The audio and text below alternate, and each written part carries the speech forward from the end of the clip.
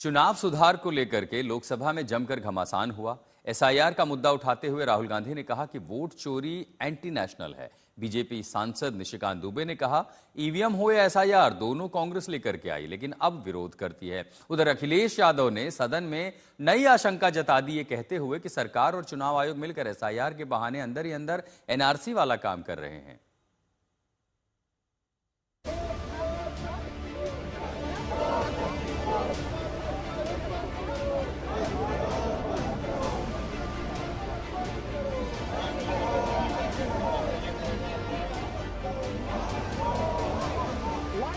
संसद के शीतकालीन सत्र में जिस मुद्दे पर चर्चा की मांग करते राजनीतिक हंगामे की तपिश से पहले हफ्ते का कामकाज झुलसा।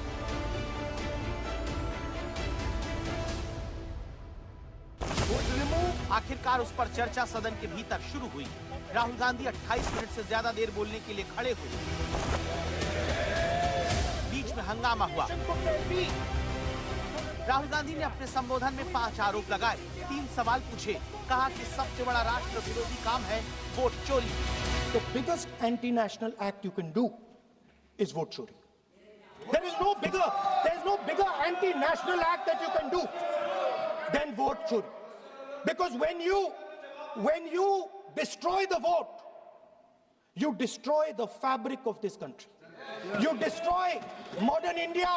You destroy the idea of India.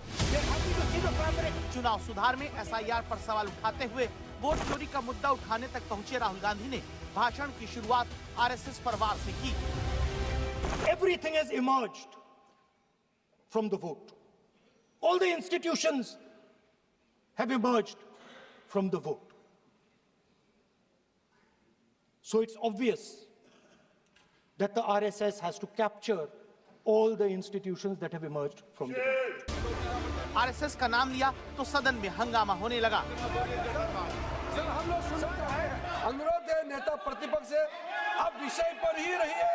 हम लोग सब बैठे हैं, गृह मंत्री जी भी सुनने के लिए बैठे हैं, लेकिन आप विषय पर नहीं बोलेंगे तो जो विषय तय किया गया है उसे क्या मतलब है?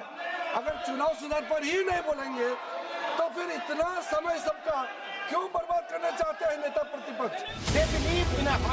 राहुल अपनी स्पीच में इस बात पर जोर देते रहे कि संघ ने पहले कॉलेज यूनिवर्सिटीज पर कब्जा किया। राहुल गांधी के मुताबिक संघ ने फिर जांच एजेंसियों पे अपने लोग बैठवाए और फिर आरएसएस का प्रोजेक्ट राहुल गांधी के मुताबिक चुनाव आयोग पर कब्जे का रहा। इसके लिए राहुल ने 3 सवाल पूछे हैं। Why is it that the CJI was removed from the selection panel of the election commissioner? In December 2023, this government changed the law. They changed the law to make sure that no election commissioner could be punished for any action they take while they are election commissioner.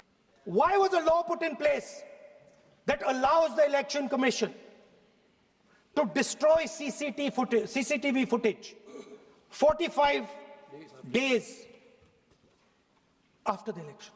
What is the need? We have a Brazilian woman. Rahul Gandhi पहले सदन में जब भाषण देते आए तो उससे जुड़ी तस्वीर दिखाने को लेकर विवाद होता रहा है। इस बार नए तरीके से कोशिश की। हरियाणा चुनाव के 13 महीने बाद पिछले महीने जिस ब्राजील की मॉडल की तस्वीर दिखाकर आरोप राहुल ने ये लगाया था कि राय सीट पर 10 बूथ में 22 वोटर के नाम के आगे यही एक फोटो है। उसी फर्जी वोटर वाले आरोप पर जब लोकसभा में बोलने लगे तो पीछे से बैठे साथी सांसद अब की फोटो दिखाते नजर आए, जिस पर तुरंत सवाल लोकसभा अध्यक्ष ने उठाया। नेता पहले अपने सदस्यों को समझाइए। नहीं चले, नहीं ठीक नहीं है। नो नहीं, बिल्कुल नहीं चलेगा। इसके बाद राहुल गांधी ने फिर कोई तस्वीर नहीं दिखाई। ये सवाल जरूर पूछा, अगर एसआईआर का मकसद असली वोटर की पहचान है तो बिहार में फिर 1,22,000 डुप्लीकेट फोटो कैसे छपी हैं? Why is it that after the SIR in Bihar, 1.2 lakh duplicate photos are existing in Bihar? Electoral reform is very simple. The point is, nobody wants to do it. The government doesn't want to do it. What does electoral reform require? What we've been saying. Number 1, give machine readable voter lists to all political parties 1 month before the election. That's the first step.